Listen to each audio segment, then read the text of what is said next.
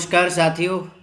आज मैं आपके लिए लेकर आया हूं पेपर सॉल्यूशन और हम पेपर सॉल्यूशन में आज डिस्कस करेंगे राजस्थान एपीओ जो प्री एग्ज़ाम हुआ था 19 जनवरी 2025 को, उसके जो क्वेश्चन आए थे उनको आज हम सॉल्यूशन करेंगे। तो जहां पर क्वेश्चन नंबर 1 आपको स्क्रीन पर दिख रहा है, क्वेश्चन नंबर 1 जो है ये आपको आबकारी अधिनियम से लिया गया है। किससे लिया गया है? एक्साइज एक्ट से ये लिया गया है। और इसमें प्रश्न ये पूछा गया था कि आबकारी शुल्क की परिभाषा कहाँ दी गई है। तो प्रश्न जो है सीधा सीधा ये आपको सेक्शन बेस्ड प्रश्न है। और यहाँ ऑप्शन जो हैं वो हैं 3(8), 3(4), 3(6), इस तरह से यहाँ ऑप्शन है। तो इसका जो राइट आंसर होगा वो होगा ऑप्शन नंबर 4। यहाँ पर जो है 3(6), ये इसका राइट आंसर होगा। तो यहाँ पर इसके बाद हम चलेंगे नेक्स्ट क्वेश्चन नंबर 2 पर। क्वेश्चन 2 है, पॉक्सो अधिनियम 2012 की धारा 9 के अंतर्गत निम्नलिखित में से कौन सा गुरुतर लैंगिक हमला के बारे में पूछ रहा है। एग्रावेटेड सेक्सुअल असॉल्ट किसके बारे में पूछ रहा है? एग्रावेटेड सेक्सुअल असॉल्ट के बारे में यहाँ पूछा जा रहा है। तो देखें आप, ये जो क्वेश्चन है ये पॉक्सो एक्ट से लिया गया है। ये क्वेश्चन कहाँ से लिया गया है? पॉक्सो एक्ट से लिया गया है। और ये सेक्शन 9 के अंतर्गत जो ये एग्रावेटेड सेक्सुअल असॉल्ट है। तो यहाँ पर कुछ एग्जाम्पल्स दिए गए हैं, जैसे कि सार्वजनिक स्थान पर जानबूझकर बालक के निजी अंगों को छूना। बी ऑप्शन है नंबर 2, निजी स्कूल के चपरासी द्वारा स्कूल के बाथरूम में एक बालक के स्तन को दबाना। नंबर 3 ऑप्शन है, लैंगिक आशय से बालक के साथ शारीरिक संपर्क करना। नंबर 4 ऑप्शन है, लैंगिक आशय से बालक के स्तन को छूना। तो यहाँ पर जो राइट आंसर होगा वो होगा ऑप्शन नंबर 2, निजी स्कूल के चपरासी द्वारा बालक स्कूल के बाथरूम में एक बालक के स्तन को दबाना। इसे हम कहेंगे एग्रावेटेड सेक्सुअल असोल्ट। इसे हम कहेंगे एग्रावेटेड सेक्सुअल असोल्ट। चलो नेक्स्ट क्वेश्चन पर मूव करते हैं। प्रश्न नंबर 3 भी जो है ये पॉक्सो से ही आया है। और यहाँ पर पॉक्सो में लैंगिक उत्पीड़न से संबंधित जो सेक्शन है उसे पूछा गया है। तो इसका सीधा सीधा मैं ज़्यादा समय नहीं लेते हुए आपको आंसर बता देता हूँ। इसका राइट आंसर डी होगा। धारा 11 में पॉक्सो जो है इसकी परिभाषा दी गई है। सेक्सुअल हरेसमेंट की, लैंगिक उत्पीड़न की परिभाषा धारा 11 में यहाँ पर दी जाती है। इसके बाद क्वेश्चन नंबर 4 देखें आप। मैं बता रहा हूँ साथ के साथ आप हमारे चैनल को सब्सक्राइब कर दें, इसी तरह की वीडियो आपको कंटिन्यूस मिलती रहेंगी। और बेल आइकन भी दबा दें जिससे आपको हमारे अगले वीडियो का नोटिफिकेशन मिल सके। तो क्वेश्चन नंबर 4 पर हम डिस्कस करें द्वेष के स्थानांतरण के सिद्धांत। आईपीसी में जो द्वेष का स्थानांतरण का सिद्धांत है ये कहाँ दिया गया है?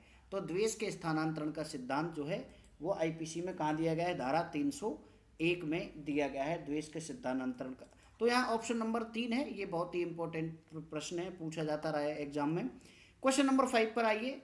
निम्नलिखित व्यक्तियों में से किस पर एक साथ आरोप लगाया जा सकेगा और विचार किया जा सकेगा? ये ऐसा क्वेश्चन था, इसने मुझे भी कंफ्यूज कर दिया। ये सीआरपीसी से लिया गया क्वेश्चन है और चार्ज से ये लिया है। चार्ज के बारे में सीआरपीसी में मैं आपको बता देता हूँ। जो सीआरपीसी में जो चार्ज है, तो चार्ज से रिलेटेड जो सेक्शन है वो 211 से शुरू होते हैं, 224 तक ये चार्ज के बारे में सीआरपीसी में बताया गया है। ठीक है, तो यहाँ इसका जो राइट आंसर होगा वो होगा ऑप्शन नंबर 3, वे व्यक्ति जिन पर एक ही संव्यवहार में किए गए भिन्न अपराधों का अभियोग है।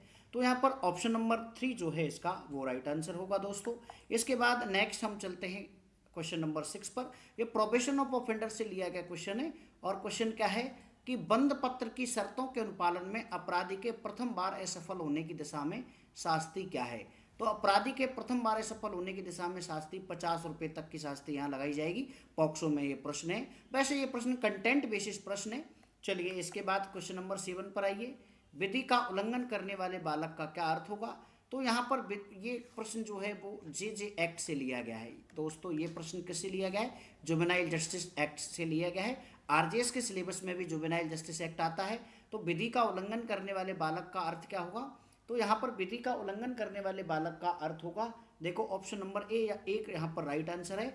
ऐसा बालक जिसके बारे में अभी कथन है या पाया गया है कि उसने कोई अपराध किया है या जिसने उस अपराध के किए जाने की तारीख को 18 वर्ष की आयु पूरी नहीं की है। तो इसके बाद नेक्स्ट क्वेश्चन पे हम मूव करते हैं। पॉक्सो से है ये क्वेश्चन, और ये प्रश्न बहुत ही रेयर मिलता है इस तरह का प्रश्न।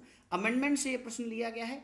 लैंगिक अपराधों से बालकों का संरक्षण संशोधन अधिनियम 2019 कब लागू हुआ?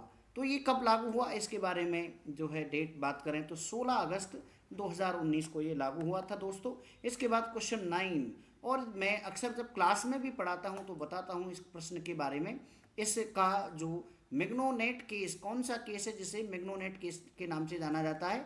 तो मैंने जब भी आपको क्वीन आईपीसी में पढ़ाया जाता है, Queen versus Dudley and Stephen, बच्चे को मारकर खा जाने का एक मुकदमा जो है, इसे दूसरे नाम से मैग्नोमेट केस नाम से नहीं जाना। अगर हमारी क्लासेस को जिसने भी ज्वाइन किया है तो ये जो प्रश्न है उस स्टूडेंट का बिल्कुल करेक्ट गया होगा।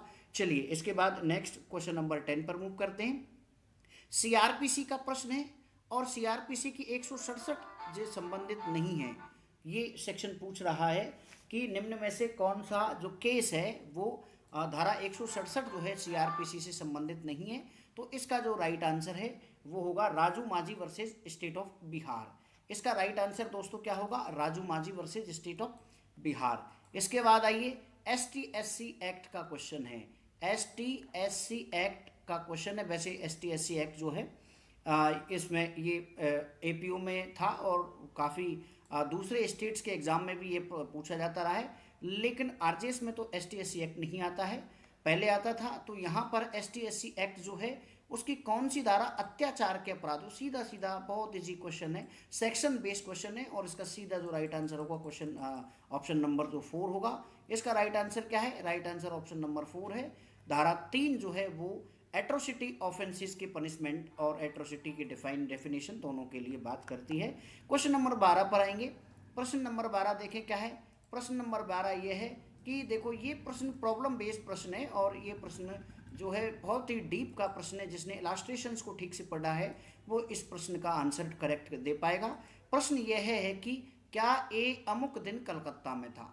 कारोबार के सामान्य अनुक्रम में नियमित रूप से रखी गई एक मृत सॉलिसिटर की डायरी में यह कथन कि अमुक दिन वह सॉलिसिटर कलकत्ते में एक वर्णित स्थान पर विनिर्दिष्ट कारोबार के बारे में विचार विमर्श करने के प्रयोजनार्थ ए के पास रहा, इंडियन एविडेंस एक्ट की किस धारा के अंतर्गत सुसंगत तथ्य है? तो इंडियन एविडेंस एक्ट जो है उससे ये प्रश्न लिया गया है, और इंडियन एविडेंस एक्ट की धारा जो है उसके धारा 32 सबसेक्शन 2 सेक्शन 32 सबसेक्शन 2 पे ये प्रश्न लिया गया है। इसके बाद क्वेश्चन नंबर 13 पर आइए। निम्न में ये प्रश्न आर्म्स एक्ट से है। निम्न में से क्या आर्म्स एक्ट की धारा 2C में वर्णित आयुध की परिभाषा में नहीं है? तो ये आर्म्स एक्ट से रिलेटेड क्वेश्चन है। आर्म्स एक्ट RJS में नहीं आता है, APO में आता है। तो यहाँ पर इसका राइट आंसर क्या, आर्म्स मतलब हथियार, आयुध की परिभाषा में नहीं आता। तो इसका जो दोस्तों राइट आंसर होगा, इसका राइट आंसर 2 होगा, लाठी जो है ये नहीं आता है। और नेक्स्ट प्रश्न पे मूव करते हैं। ये प्रश्न जो है ये भी आपके एविडेंस से ही लिया गया है प्रश्न, और प्रश्न ये है कि प्रश्न यह है कि क्या प्रॉब्लम बेस्ड प्रश्न है, ए और बे का विवाह वैध रूप से हुआ था। प्रश्न ये है कि क्या ए और बे का विवाह वैध रूप से हुआ था। एक मृत पंडित का यह कथन कि उसने उनका विवाह ऐसी परिस्थितियों में कराया था जिनमें उसका कराना अपराध होता। तो यहाँ पर ऑप्शन देखें, ऑप्शन नंबर यहाँ पर करेक्ट आंसर क्या होगा? तो प्रश्न नंबर 14 का दोस्तों करेक्ट आंसर होगा ऑप्शन नंबर 3। यहाँ पर मतलब ये जो है सेक्शन 32 इंडियन एविडेंस एक्ट के अंतर्गत क्या है दोस्तों, ये सेक्शन 32 इंडियन एविडेंस एक्ट के अंतर्गत क्या है, सुसंगत होगा। तो यहाँ पर राइट आंसर इसका 3 होगा। नेक्स्ट प्रश्न पे मूव करते हैं। अगला जो प्रश्न है दोस्तों देखें आप, ये राजस्थान सार्वजनिक परीक्षा अनुचित साधनों की रोकथाम अधिनियम का ये प्रश्न है, और हमने ये क्लास में भी पूरा एक्ट 2 बार पढ़ाया था, रिवीजन भी करवाया था, इसके नोट्स भी बनवाए थे, और हमने टेस्ट सीरीज जो चलाई थी उसमें आपको लगभग 90% टेस्ट सीरीज हमारा पूरा पेपर मिल गया था। तो बहुत ही शानदार, इसके लिए मैं आपको अग्रिम बधाइयाँ देता हूँ। इसके बाद देखें, राजस्थान सार्वजनिक परीक्षा अनुचित साधनों की रोकथाम अधिनियम 1992 के प्रावधान निम्न में से किन परीक्षाओं पर लागू हैं। तो यहाँ ये प्रश्न जो है वो कूट से रिलेटेड है, और इसका जो आंसर होगा, राइट आंसर दोस्तों 1 होगा। यहाँ तीनों जो हैं, कहने का मतलब परीक्षा जो है, परीक्षा का मतलब RPSC UPSC की परीक्षा, किसी भी यूनिवर्सिटी की परीक्षा, या राजस्थान हाईकोर्ट की परीक्षा, इसके बाद एक्साइज एक्ट का प्रश्न, एक्साइज एक्ट से ये प्रश्न लिया गया है, धारा 318 किसको परिभाषित करती है? तो धारा 318 मैंने ये आपको बताया था, प्रश्न हमारे एमसीक्यूज में भी ये था, टेस्ट सीरीज में भी ये प्रश्न लिया गया था। तो इसका राइट आंसर होगा दोस्तों पचवई, पचवई को डिफाइन किया गया है। इसके बाद आइए, लैंगिक अपराधों से बालकों का संरक्षण अधिनियम 2012 के अंतर्गत जो कोई किसी बालक पर लैंगिक हमला करता है तथा बालक की हत्या करने का प्रयास करता है वह किसी प्रकार के कारावास से दंडित किया जाएगा जिसकी अवधि कम नहीं होगी। तो 17वें प्रश्न का यहाँ पर राइट आंसर होगा 5 वर्ष से। 17वें प्रश्न का राइट आंसर क्या होगा दोस्तों? 5 वर्ष से। यहाँ ऑप्शन नंबर 2 इसका राइट आंसर होगा। देखें नेक्स्ट 18वें नंबर के प्रश्न पर, सूची 1 का सूची 2 से मिलान करते हुए नीचे दिए गए कोटों में से सही उत्तर चुनिए। तो यहाँ पर ये प्रश्न जो है, एक नेट में इस तरह के प्रश्न अक्सर देखने को मिलते हैं। बाकी यहाँ भी ये टाइम कंज्यूमिंग क्वेश्चंस होते हैं यहाँ पर। यहाँ पर हमें जो मैच करना होता है। तो इसका जो राइट आंसर है दोस्तों, इसका राइट आंसर जो है ऑप्शन नंबर, जो कूट का ऑप्शन नंबर 1 है, इसका राइट आंसर होगा। तो कॉड कहने का मतलब अपहरण जो है उसे 362 में बताया गया है। आत्महत्या करने का जो प्रयत्न है इसे बताया गया है दोस्तों 309 में। और इसके बाद है आपराधिक मानववध करने का प्रयत्न दोस्तों, तो इसे बताया गया है ऑप्शन नंबर ये 308 में। और इसके बाद हमला जो है इसे 351। तो यहाँ पर 1 नंबर का जो कोड है ये इसका राइट आंसर होगा। इसके बाद आइए दोस्तों क्वेश्चन नंबर 19 पर 19 नंबर का क्वेश्चन सीआरपीसी से लिया गया है। और समन मामलों को वारंट मामलों में संपरिवर्तित करने की न्यायालय की शक्ति। तो इसका सीधा सीधा बहुत ही सेक्शन बेस्ड क्वेश्चन है, बहुत इजी प्रश्न है। इसका राइट आंसर होगा ऑप्शन नंबर 4। धारा 259 जो है इसमें समन मामलों को वारंट मामलों में संपरिवर्तित चेंज किया जा सकता है, मजिस्ट्रेट को ही पावर दी गई है। इसके बाद आइए दोस्तों, सीआरपीसी की धारा 2 की उपधाराओं के आधार पर क्रमानुसार, तो ये अरेंज करने का प्रश्न है। तो यहाँ पर सीआरपीसी से प्रश्न लिया गया है दोस्तों। तो इसका जो राइट आंसर होगा वो ऑप्शन नंबर यहाँ पर दोस्तों ए होगा, 1 नंबर का जो है। इसके बाद क्वेश्चन नंबर 21 पे आएंगे हम। तो क्वेश्चन नंबर 21 जो है ये आपके लिया गया है दोस्तों प्रोबेशन ऑफ ऑफेंडर से। तो इसमें प्रोबेशन ऑफिसर को कहाँ परिभाषित किया गया? डेफिनेशन सेक्शन 2 से प्रश्न लिया गया है, डेफिनेशन से। और इसका दोस्तों जो राइट आंसर होगा वो क्या होगा? प्रोबेशन ऑफ ऑफेंडर जो है इसको कहाँ परिभाषित किया गया है? तो प्रोबेशन ऑफ ऑफेंडर को, डेफिनेशन को परिभाषित किया गया है। देखिए दोस्तों इसका जो राइट आंसर होगा ऑप्शन नंबर 4 होगा। इसके बाद आइए 22 नंबर का प्रश्न है, एक पोत का बीमा कराने के आशय से बीमा कराने वाले को नुकसान करे उसको शिक्षा या संतक्त कर देता है। ए ने आईपीसी में परिभाषित अपराध किया है किस धारा के अंतर्गत? तो देखो ये ऑप्शन, ये प्रश्न जो है मिसचीफ रिस्टी, आईपीसी में रिस्टी का जो चैप्टर है उससे प्रश्न ये लिया गया है। और इसका जो सीधा सीधा करेक्ट आंसर होगा दोस्तों वो होगा ऑप्शन नंबर ए 425। इसका धारा 425 के इलास्ट्रेशन में ये प्रश्न लिया गया है। तो धारा 425 का जो दोस्तों इलास्ट्रेशन है वहाँ से प्रश्न लिया गया है। इसके बाद आइए प्रश्न नंबर 23, ये जो है मैच करने का प्रश्न है। तो यहाँ पर ये आईपीसी में डेफिनेशंस हैं जो वहाँ से प्रश्न लिया गया है। तो यहाँ किससे प्रश्न 23 नंबर का प्रश्न जो है इसका राइट आंसर, जो कूट की बात करें कॉड की, तो इसका जो राइट आंसर होगा वो 1 होगा। इसके बाद आइए 24 है, राजस्थान सार्वजनिक परीक्षा भर्ती में अनुचित साधनों की रोकथाम के अध्यापन अधिनियम 2022 के अनुसार निम्न में से कौन सा एक सही सुमेलित है?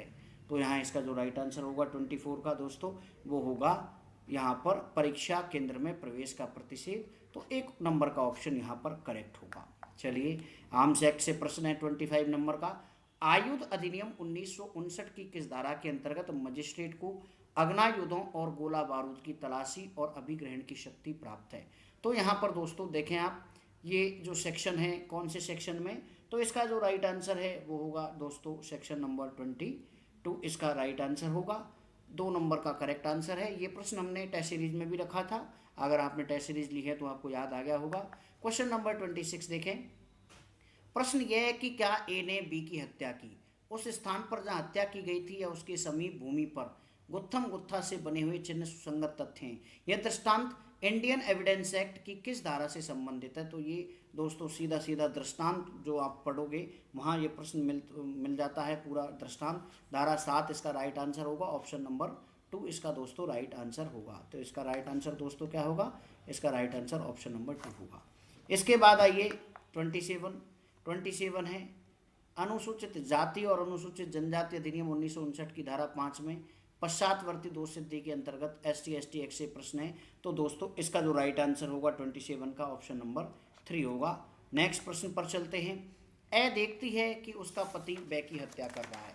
पति को बै की हत्या करने के लिए अभियोजित किया जाता है। अभियोजन के दौरान ए अपने पति के विरुद्ध साक्ष्य देती है। तो इस तरह का साक्ष्य दोस्तों 28 नंबर का जो प्रश्न है, पति के विरुद्ध जो है एडमिट किया जाएगा, पति के विरुद्ध इसे ग्राह्य किया जाएगा। चलिए दोस्तों नेक्स्ट प्रश्न पर हम चलते हैं। प्रश्न नंबर 29 है, निम्न में से कब शरीर की प्राइवेट प्रतिरक्षा के अधिकार का विस्तार हमलावर की मृत्यु कारित करने करता। IPC का जो चैप्टर 4 है, चैप्टर 4 जनरल एक्सेप्शंस, वहाँ से ये प्रश्न दोस्तों लिया गया है। और इसका जो राइट आंसर होगा दोस्तों वो मृत्यु कारित करने का, तो बलात्संग इसका राइट आंसर होगा दोस्तों। बलात्संग, अगर किसी लड़की का बलात्संग किया जा रहा है तो वो लड़की उसे मार सकती है, ये सेक्शन 100 में बताया गया है। ठीक है, तो ये सेक्शन 100 धारा 100 से प्रश्न लिया गया है दोस्तों। इसके बाद प्रश्न नंबर 30 पर हम मूव करते हैं। तो देखें, जब कोई आपराधिक कृत्य कई व्यक्तियों द्वारा सभी के सामान्य आशय को अग्रसर करने के लिए किया जाता है, तो ये सेक्शन 34 से ये प्रश्न लिया गया है। और इसका जो राइट आंसर होगा वो होगा दोस्तों नंबर 1। उनमें से प्रत्येक उस कार्य के लिए इस प्रकार दायी होता है जैसे उसने अकेले ही वह कार्य किया हो। इसके बाद आइए दोस्तों प्रश्न नंबर 31। सूची 1 को सूची 2 से सुमेलित कीजिए। सूचियों के नीचे दिए गए कूट का सही प्रयोग करते हुए उत्तर का चयन कीजिए। तो यहाँ पर दोस्तों 31 प्रश्न जो है ये कॉर्ड का प्रश्न है। इस तरह के प्रश्न ऑलरेडी 2-3 हम देख चुके हैं और ये टाइम कंज्यूमिंग होते हैं। बाकी अगर स्टूडेंट की डीप नॉलेज को चेक करने के लिए इस तरह के प्रश्न दिए जाते हैं, अच्छा है ताकि पढ़ने वाले स्टूडेंट का ही सिलेक्शन हो। और इस तरह के प्रश्न में तुक्के मारी बिल्कुल नहीं चल सकती है दोस्तों। तो यहाँ पर इस प्रश्न का जो राइट आंसर होगा वो होगा ऑप्शन नंबर 3, इसका राइट आंसर होगा दोस्तों। नेक्स्ट पर हम चलते हैं प्रश्न नंबर 32 पर। ये जो एग्जाम एक्ट था 1992, इसको राज्यपाल की सहमति कब प्राप्त हुई दोस्तों। तो इसका जो राइट आंसर होगा वो होगा 8 नवंबर 1992 को। ये हमारी टेस्ट सीरीज में भी था प्रश्न दोस्तों। इसके बाद 33 नंबर के प्रश्न पर चलते हैं। पॉक्सो का प्रश्न है और इसमें से ये प्रश्न मैच करने का प्रश्न है कि कौन सा जो है युग्म जो है, कौन सा जोड़ा इनमें से जो है सही नहीं है। तो यहाँ पर कौन सा सही नहीं है जोड़ा, तो लैंगिक हमला धारा 6, ये जोड़ा सही नहीं है। धारा 6 में उसके लिए दंड बताया गया है और परिभाषा जो है वो आपको धारा 5 में मिलती है दोस्तों।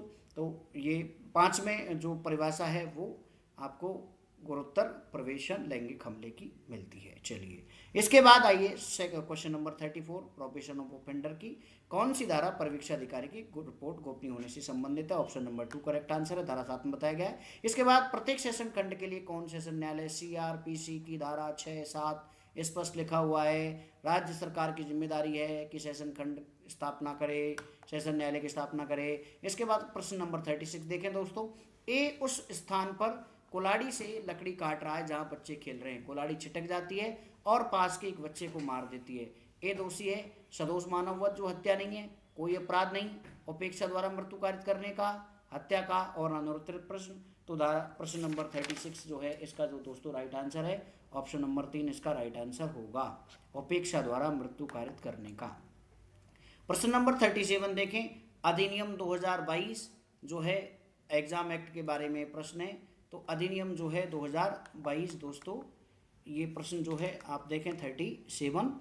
तो अब अधिनियम 2022 जो है दोस्तों, एक सेकंड इसमें कोई टेक्निकल एरर हो रहा है, ये लीजिए 37 आ गया है और मैंने मार्कर चालू कर लिया है। चलिए तो ये प्रश्न जो है दोस्तों इस पर हम बात करें तो अनुचित साधन को कहाँ परिभाषित किया गया है। तो अनुचित साधन को कहाँ परिभाषित किया गया है, 37 नंबर का प्रश्न है और ये प्रश्न जो है इसका राइट आंसर होगा दोस्तों ऑप्शन नंबर 3, धारा 2F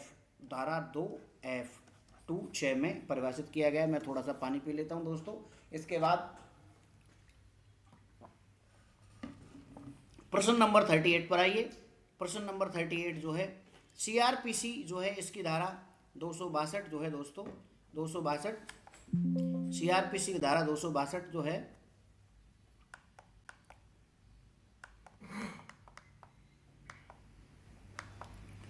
CRPC की धारा 262 के अधीन दोष सिद्धि होने पर कारावास की अधिकतम अवधि